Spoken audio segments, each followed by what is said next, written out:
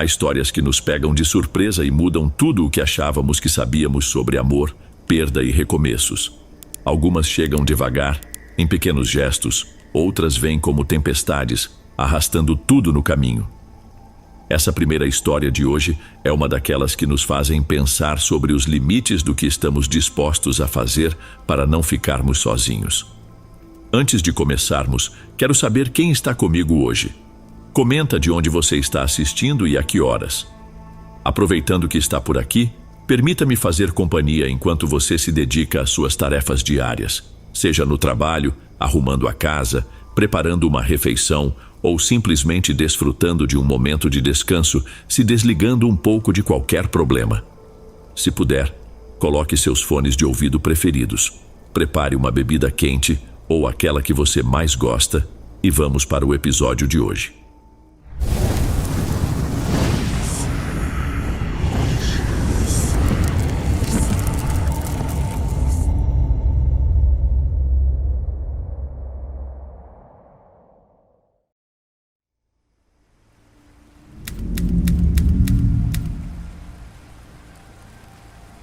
Boa noite, Dom.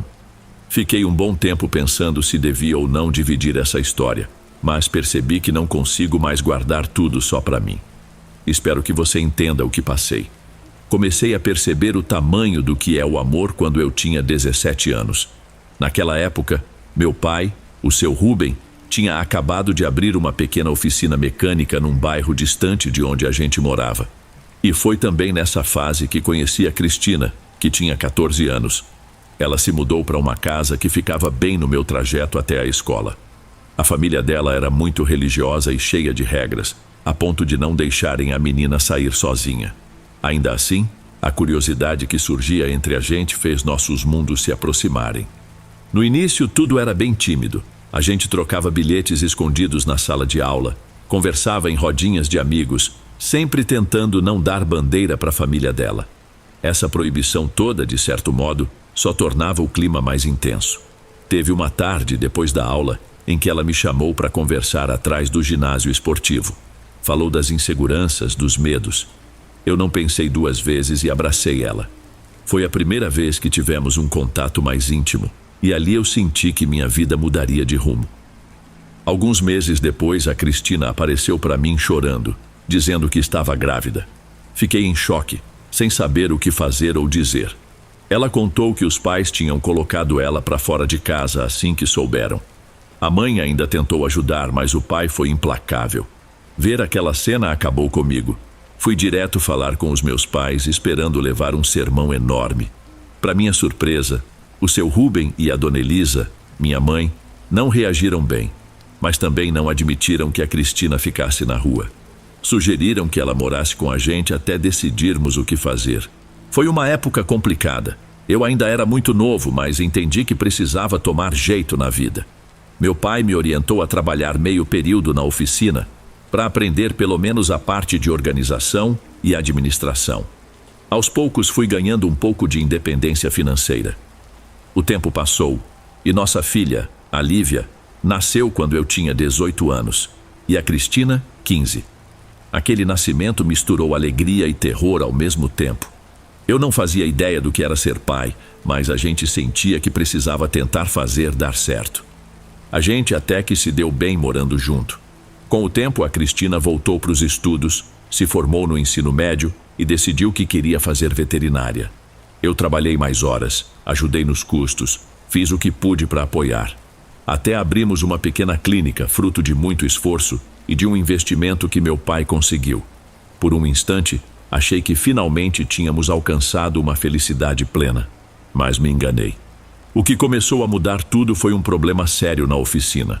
O Leandro, um dos mecânicos, fez um serviço sem cuidado e estragou o carro de um cliente importante. Fui tirar satisfação na hora, mas ele se descontrolou. Pegou uma barra de ferro e me acertou no rosto. A dor foi tão forte que só me lembro de tudo escurecer antes de desmaiar. Quando acordei, já estava no hospital. Tinha perdido a visão de um dos olhos, sem chance de voltar. Desde então uso uma prótese ocular que nunca me pareceu natural. Minha autoestima desabou depois disso. Eu evitava encarar as pessoas de frente, não gostava de tirar fotos. No começo, a Cristina até tentou me dar apoio, mas com o passar dos meses, ela foi se afastando. Parecia impaciente, sem carinho. E a Lívia também ficou diferente comigo. Um dia, quando fui buscar ela na escola, ela disse: "Prefiro que a mamãe venha sozinha na próxima vez." Perguntei o motivo, mas ela só falou que eu estava diferente e isso assustava. Dói lembrar. Fui percebendo que eu já não fazia parte da rotina delas. Até que a Cristina anunciou que queria se separar. Alegou que não estava feliz, que tinha encontrado outro rumo. Em poucos dias foi embora com a Lívia, me deixando naquela casa cheia de lembranças. Nos primeiros meses eu vagava pelos cômodos, lembrando do tempo em que a casa era cheia de risadas. Meus pais me seguraram para eu não desabar de vez. Continuei trabalhando na oficina, tentando ocupar a cabeça. Com o tempo, mesmo que a minha filha aparecesse de vez em quando, percebi que só vinha atrás de algum dinheiro ou presente. Afeto mesmo, quase nada. Quando completei 38 anos, decidi que não queria mais viver tão sozinho. Comecei a responder a anúncios em sites de relacionamento. Não era namoro tradicional, mas encontros sem compromisso. Foi assim que conheci a Beatriz. Ela se apresentava como acompanhante usando o dinheiro para pagar a faculdade de enfermagem. Tinha vindo de outra região do país. Já na primeira conversa, senti algo diferente. Ela queria conhecer minha história de verdade. Não se incomodava com a prótese no meu olho esquerdo. Na nossa primeira noite não foi só o prazer que me pegou de surpresa, mas também uma conexão que eu não imaginava sentir de novo. A Beatriz falava abertamente sobre a vida que levava, sem vergonha.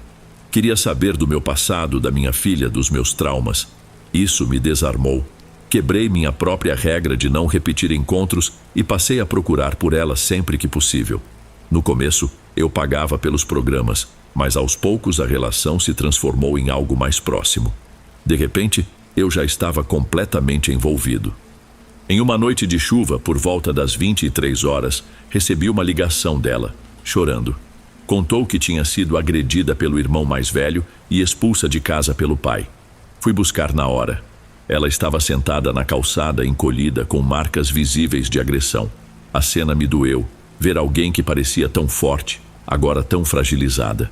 Levei-a para minha casa e disse que ela podia ficar lá o tempo que precisasse. No dia seguinte, depois de ouvir tudo que ela passou, sugeri que a gente procurasse um apartamento simples para ela, e eu ajudaria no começo.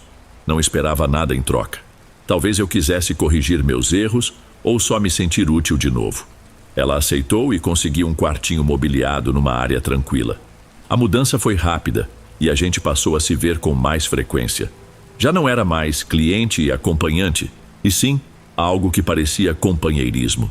Eu me sentia vivo de novo. Com o tempo, fiquei quase obcecado pela ideia de ter a Beatriz ao meu lado. Não suportava pensar que ela continuasse trabalhando como antes. Então, ofereci pagar tudo para ela largar aquela vida. Faculdade, aluguel, o que fosse. No começo ela hesitou, mas acabou aceitando. Poucos meses depois, já estávamos morando juntos. Vivemos uns 3 anos de relativa felicidade. Era simples, mas a Beatriz nunca me cobrava nada. Ela só queria concluir a faculdade e eu ficava feliz de ajudar. Mas as coisas começaram a ficar estranhas depois que ela conheceu a Renata, uma colega da faculdade. Em pouco tempo, se tornaram inseparáveis. Passavam finais de semana juntas, conversavam até tarde. No começo, não percebi nada de errado. A Renata me parecia uma pessoa legal, só um pouco reservada. Só que a proximidade entre elas começou a me incomodar. Tinha um clima diferente que eu tentava ignorar. Um dia, no aniversário da Beatriz, resolvi fazer uma surpresa. Saí mais cedo do trabalho, comprei flores, um bolo e um presente especial. A chave de um carro usado, mas em bom estado, que eu tinha conseguido por um preço bom. Quando entrei em casa, vi o celular dela carregando e apitando com várias mensagens da Renata. Uma delas dizia: "Amor, não se chateie comigo. Te amo." Meu coração quase saiu pela boca. Abri a conversa e vi que elas estavam num relacionamento amoroso. Fiquei em choque. Sem pensar, fui até o banheiro onde a Beatriz tomava banho. Ela me olhou e começou a chorar antes mesmo de eu falar qualquer coisa. Disse, entre soluços, que sempre sentiu atração por mulheres, mas tentou reprimir. Gostava do meu jeito de cuidar dela, mas não conseguia lutar contra o que sentia de verdade. Eu tentei falar algo, mas não consegui. Não preguei o olho naquela noite. Fiquei sentado no escuro, buscando alguma solução. Pensei que, se eu não pudesse ter o amor dela de forma natural, eu podia tentar impedir que ela fosse embora de qualquer jeito. Eu não ligava para o sobrenatural, mas, no desespero, achei que poderia fazer um trabalho espiritual para segurar a Beatriz. Comentei por alto com o Roberto, um funcionário da oficina que dizia conhecer rituais. Ele riu de mim no começo, mas depois, vendo minha angústia, falou de uma mulher que fazia amarrações fora do nosso bairro. Aceitei na hora. Na tarde seguinte, fechamos a oficina mais cedo e fomos até a casa da tal mulher, que se chamava Dona Eva. Era uma casa simples, meio templo, meio moradia, com vários símbolos pendurados. Contei o básico da história, com medo de ser julgado, e ela disse que tinha um ritual poderoso. Pediu uma peça de roupa da Beatriz, um fio de cabelo e uma foto recente. Fui embora me sentindo meio sujo, mas pensando que era por amor. Nos dias seguintes nada mudou. A Beatriz continuava distante e às vezes nem dormia em casa, alegando que estava estudando com a Renata. Eu ficava agoniado. Liguei para Dona Eva implorando alguma outra solução. Ela manteve a calma, dizendo que o efeito podia demorar. Foi então que, uma semana depois, notei a Beatriz mais carinhosa comigo, dormindo ao meu lado, querendo retomar nossa vida de casal. Fiquei eufórico, achando que a amarração tinha dado certo. Só que logo percebi que tinha algo errado. Ela parecia fazer tudo no automático, com um olhar triste e sem brilho. Quando tentava sorrir, ficava um sorriso vazio. Era como se não fosse mais ela mesma. Aquilo começou a me incomodar demais. Eu sabia, no fundo, que estava obrigando ela a ficar. Aquela culpa foi crescendo dentro de mim. Mesmo que eu tivesse o alívio de tê-la comigo, sentia que era tudo forçado. Em uma tentativa desesperada de agradar, sugeri que ela chamasse outras mulheres para dividir alguns momentos mais íntimos, pensando que isso pudesse aliviar o peso que ela sentia. Para minha surpresa, ela topou na hora e eu notei um lampejo de felicidade que não via há muito tempo. Eu me agarrava a isso, mesmo que doesse perceber que ela só se sentia completa naquela situação. A gente viveu assim por alguns meses. Eu fingia não ver que ela ainda falava com a Renata. Mas quanto mais eu tentava segurar a Beatriz, mais eu me sentia preso num pesadelo que eu mesmo criei. Até que certo dia recebi uma ligação dela no meio do trabalho, chorando, dizendo que não aguentava mais aquela vida. Queria ir embora de vez. Quando cheguei em casa, ela estava de malas prontas. Tentei argumentar, mas ela já estava decidida. Desculpa, mas não posso mais. Foi a única coisa que disse antes de sair e me deixar sozinho de novo. Os meses seguintes foram bem sombrios. Me enfiei no trabalho, mal conversava com meus pais. Tentei voltar a ter encontros sem compromisso, mas nada me preenchia. A sensação era de que eu tinha falhado 2 vezes em construir uma família. E pior, tinha apelado para algo que me deixava ainda mais culpado, sem ter resolvido nada. Achei que nunca mais fosse ver a Beatriz. Mas, um tempo depois, a Renata apareceu na oficina. Ela não costumava me procurar, então levei um susto. Estava com uma expressão séria, quase triste. Contou que a Beatriz estava doente, diagnosticada com uma doença autoimune e que o quadro só piorava. Disse que a Beatriz falava de mim, mas que sentia vergonha por tudo. Eu quase disse que não iria visitá-la, mas minha consciência não deixou. Aceitei ir até o apartamento simples onde elas moravam. Quando cheguei, vi a Beatriz deitada no sofá, bem frágil, cabelo ralo, rosto abatido. Ela chorou quando me viu. Pediu desculpas por tanta coisa que não fazia sentido. Disse que, apesar de tudo, tinha confiado em mim de um jeito sincero. Falou também que não me culpava por ter feito qualquer coisa para mantê-la, mas que eu não devia me torturar para sempre. Comecei a visitá-la com frequência, levando coisas que pudessem aliviar um pouco o sofrimento dela. A Renata nunca dificultou nada. Pelo contrário, me recebeu com tranquilidade. A Beatriz ficava grata a cada visita. Numa dessas, ela segurou minha mão e disse: "Obrigada por não desistir de mim, mesmo sabendo que eu não podia te dar o que você queria." Ouvir aquilo foi duro, mas de alguma forma me trouxe um tipo de encerramento que nunca tive antes. Infelizmente, a doença avançou depressa e, numa manhã chuvosa, a Renata me ligou para avisar que a Beatriz tinha morrido durante a noite. Mesmo sabendo que esse dia chegaria, foi como se o chão sumisse. Fui ao enterro, vi o rosto dela sem vida pela última vez e entendi que era hora de seguir em frente. Hoje em dia, ainda moro na mesma casa, onde tentei construir 2 histórias de amor. A solidão faz parte do meu cotidiano, mas já não me sufoca tanto. Aprendi, do jeito mais duro, que não posso forçar ninguém a ficar e que o amor não se consegue à força, nem com truques estranhos. Sigo com um vazio no peito, mas pelo menos sei que minha presença significou algo para Beatriz nos últimos momentos dela. Talvez isso seja o começo de uma paz que eu nem sabia que poderia existir. Antes de irmos para o próximo relato, verifique se você já está inscrito aqui no canal e se já ativou o sino de notificação para receber as próximas histórias. Aprecio sua companhia e seu apoio faz toda a diferença. Bem, vamos continuar.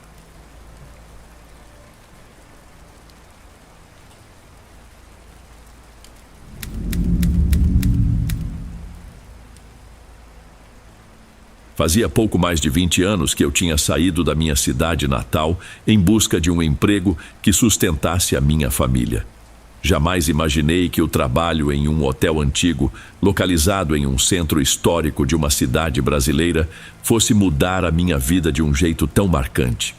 Meu nome é Fernando, tenho 50 e poucos anos, mas lembro de cada detalhe daquela época como se fosse hoje. Decidi contar tudo agora porque o que passei foi real demais para ser esquecido e estranho o suficiente para me fazer duvidar da minha própria sanidade várias vezes. Naquele tempo, eu era um rapaz recém-chegado, sem grandes oportunidades, e me falaram de um hotel de fachada colonial, erguido sobre as ruínas de uma antiga casa senhorial do século XIX. As paredes grossas, feitas de tijolos e pedra, demonstravam a grandiosidade passada do lugar. Me disseram que o dono anterior era um barão do café, mas eu não liguei muito. Só queria um emprego decente. O gerente do hotel, conhecido como Seu Álvaro, tinha a voz grave e um olhar cansado. Já nos primeiros dias, ele me pareceu reservado, como se carregasse um fardo que não podia ou não queria dividir com ninguém.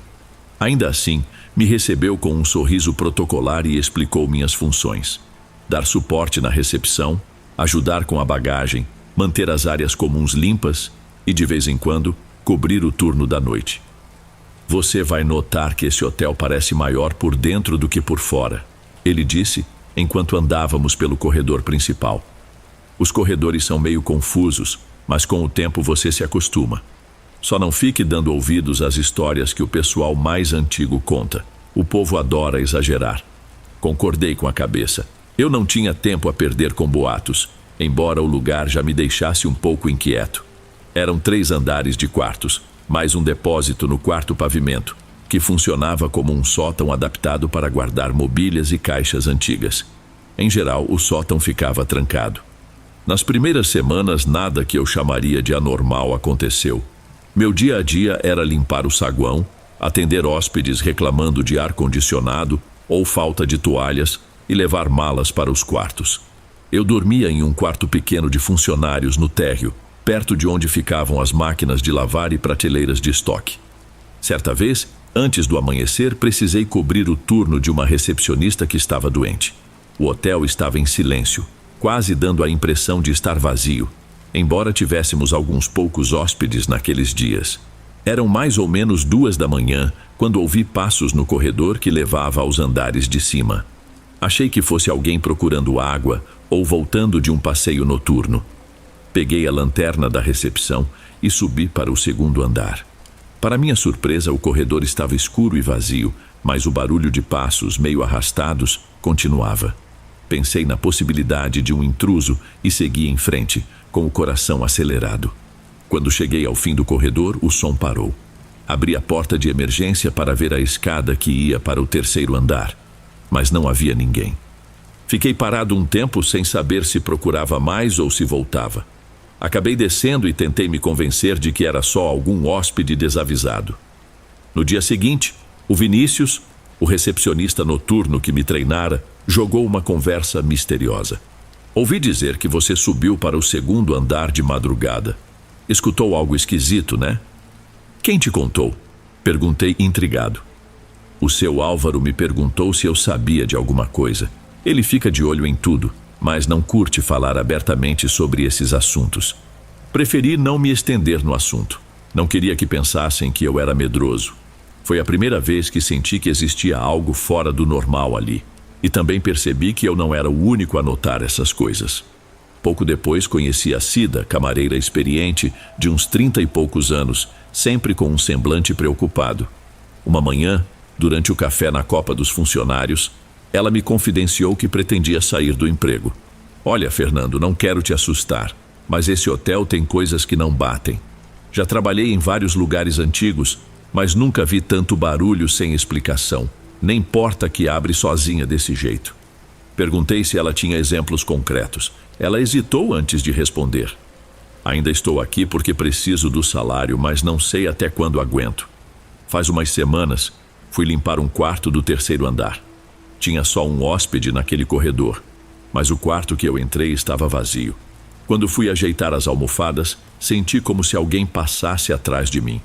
Olhei no espelho do armário e vi um homem parado em frente à janela. Parecia usar uma roupa antiga de outro século. Pisquei e, puf, sumiu. Fiquei achando que estava doida. Você contou para o seu Álvaro? Contei. Ele disse que é cansaço, que a gente imagina coisas quando está trabalhando à noite.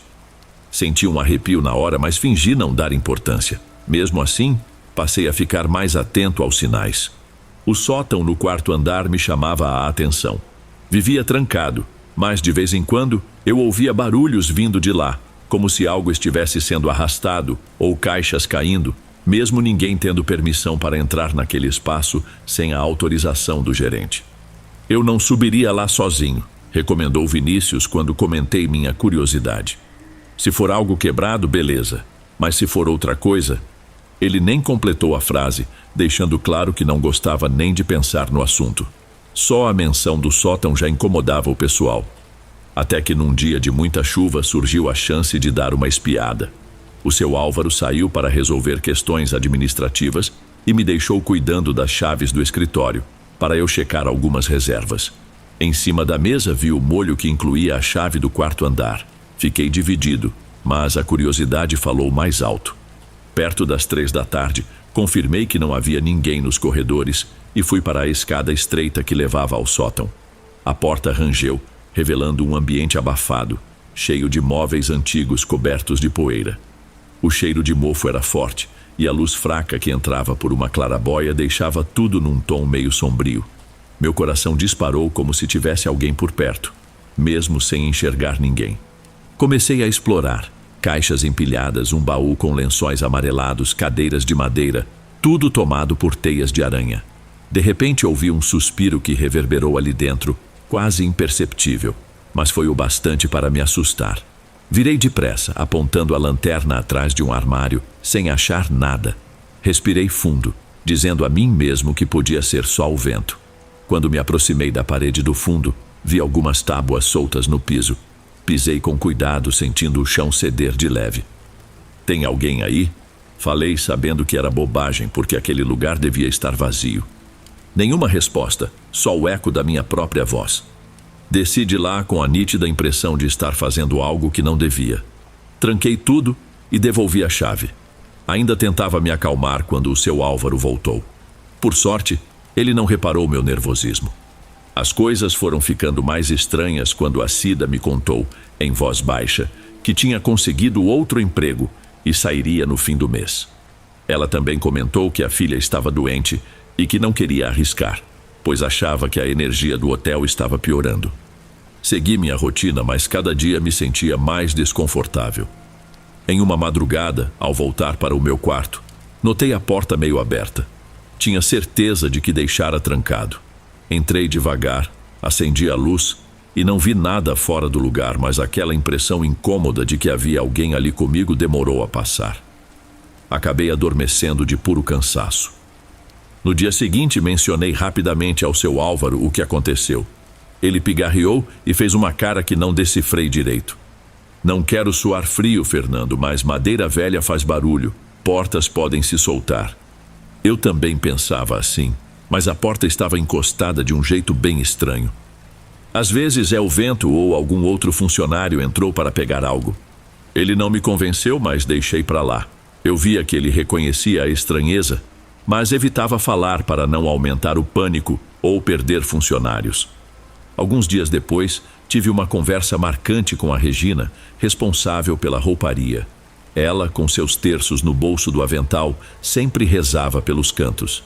Sabe, Fernando, disse ela enquanto dobrava lençóis, estou aqui há 10 anos. Desde o começo, ouço histórias de gente que vê coisas. Eu mesma já senti uma mão no meu ombro quando estava sozinha na despensa, mas nunca tive coragem de olhar. Só me benze e rezei. Por que a senhora continua aqui, Regina? Às vezes penso em ir embora, mas preciso juntar dinheiro para me aposentar. E a gente acaba se acostumando, por mais doido que pareça. Fiquei sem reação, tentando entender como alguém se acostuma com algo que não consegue explicar. As semanas passaram. Chegou o dia em que a Cida pediu as contas de vez. Na noite anterior à saída dela, me chamou num canto e contou algo que a apavorou. De madrugada, achei que ouvi barulho de festa no salão de eventos. Uma música antiga, risadas. Pensei que fosse a televisão de algum hóspede, mas o salão estava vazio. Quando entrei lá, senti como se tivesse gente dançando perto de mim, mas não vi ninguém. Saí correndo. Não fico aqui nem mais um minuto depois de amanhã. A angústia dela me contaminou. Passei a perceber um clima mais pesado pelos corredores. Um silêncio que só era interrompido por passos ou risadas distantes, vindas sabe-se lá de onde. Certo dia chegou um grupo de turistas para ficar apenas 2 dias. Um homem do grupo, muito simpático, veio elogiar a arquitetura e perguntar sobre a história do prédio. Parece que este lugar é do século XIX, não? Dizem que pertenceu a um barão do café, respondi contando o pouco que sabia. O edifício é belíssimo, mas me deu uma sensação esquisita de déjà vu, como se eu já tivesse passado por aqui em outra vida. Ele riu, mas parecia meio sério. Naquela noite, perto das 2 da manhã, o mesmo hóspede desceu apressado ao saguão, pálido, suando. Eu estava no plantão noturno e acordei com o barulho. Você viu alguém passar aqui embaixo vestindo uma roupa antiga, tipo um fraque? Ele perguntou, ofegante. Eu acordei sentindo como se puxassem minhas cobertas. Quando acendi o abajur, juro que vi um homem parado no canto do quarto. Ele tinha barba espessa e um olhar vazio. Perguntei, quem é você? Mas o sujeito sumiu. Não vi ninguém, respondi assustado. Quer que eu vá conferir seu quarto? Não, vou ficar por aqui na recepção até o dia clarear. Ele se sentou no sofá e cochilou ali mesmo. No dia seguinte pagou o que devia e foi embora mais cedo, abalado. O clima de tensão só aumentava. Muitos hóspedes reclamavam de luzes piscando do nada, passos no corredor a toda hora. O administrador do hotel, um sujeito de terno que aparecia de vez em quando para ver as finanças, demonstrava preocupação porque vários hóspedes iam embora antes do fim da reserva. Mas até ele parecia saber de algo que não queria revelar. O ponto crítico para mim foi numa noite em que tive que conferir alguns quartos vazios no 3º andar por causa de uma chuva forte. Entrei no quarto 302, que era maior e dava para o pátio interno. Depois que fechei a janela, um arrepio me tomou por completo, como se estivesse mais frio lá dentro do que lá fora. Olhei no espelho do canto do quarto e vi um vulto atrás de mim, claramente de um homem usando um paletó antigo. Virei na hora, mas não havia nada. Quando olhei de novo para o espelho, a imagem tinha sumido. Saí correndo, largando tudo. No corredor, trombei com o Vinícius, que subia para me ajudar. Tudo bem? Ele perguntou, visivelmente preocupado. Eu vi alguém no espelho, uma pessoa que não estava de verdade no quarto. Já ouvi esse tipo de relato antes, ele disse, falando baixo. Mas não conte para o seu Álvaro. Ele vai dizer que é cansaço, reflexo ou algo do tipo. Fui para o meu quarto, mas não consegui dormir. Qualquer ruído virava motivo para me assustar. E eu comecei a duvidar da minha sanidade ou aceitar que, de fato, havia algo de errado ali. No dia seguinte, aproveitei um momento mais tranquilo para chamar o seu Álvaro para uma conversa. Eu queria respostas. Eu sei que o senhor não gosta desse assunto, mas está cada vez mais complicado trabalhar aqui. Todo dia tem gente falando de coisas que não fazem sentido. E você acha que eu tenho alguma solução, Fernando? Ele perguntou, suspirando. Você tem ideia de quanto esse hotel rende? Não posso fechar as portas porque alguns de nós andam vendo e ouvindo o que não podem explicar. Mas o senhor nunca viu nada? Ele hesitou, coçou a testa e disse: já sim. Há alguns anos vi um homem atravessando a parede do corredor do segundo andar. Parecia tão real quanto você aí na minha frente. Mas não falei nada para ninguém e tentei esquecer. Esse é meu trabalho e, apesar de tudo, não posso largar.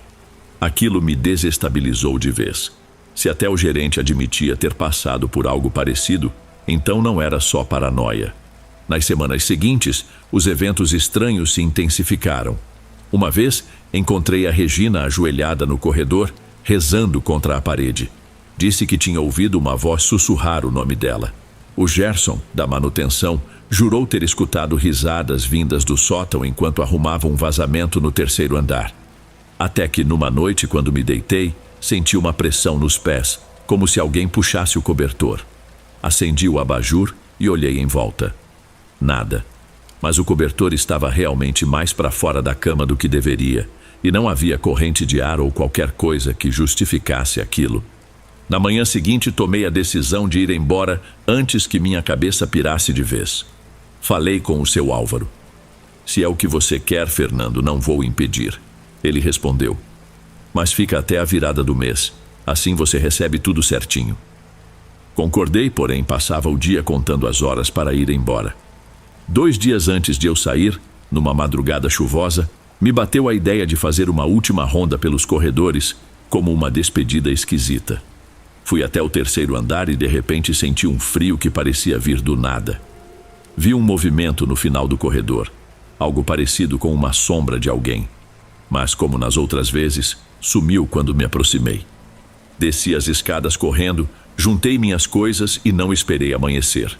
Saí do hotel debaixo de uma chuva fina, só olhando para trás uma vez, enquanto as luzes pareciam me observar na saída. Até hoje carrego uma mistura de alívio e tristeza. Alívio por ter saído da situação mais assustadora que já enfrentei. Tristeza por deixar colegas que, por necessidade ou teimosia, ainda estão lá, convivendo com aquelas coisas que a gente não explica. Não sei se algum dia vou ter coragem de voltar, mas ainda perco o sono lembrando das portas que batiam sem vento e das imagens que surgiam e desapareciam nos espelhos. Hoje, não duvido mais que existam coisas que fogem ao nosso entendimento. E por mais que isso me dê calafrios, faz parte do que eu vivi. Bem, amigos, esses foram os relatos de hoje. Espero de coração que tenham gostado. Lanço vídeos novos por aqui todos os dias e ficarei muito feliz em te ver nos próximos. Agora na tela, estou deixando outros 2 bons vídeos que certamente irão gostar. Um abraço do Dom e eu te vejo por lá.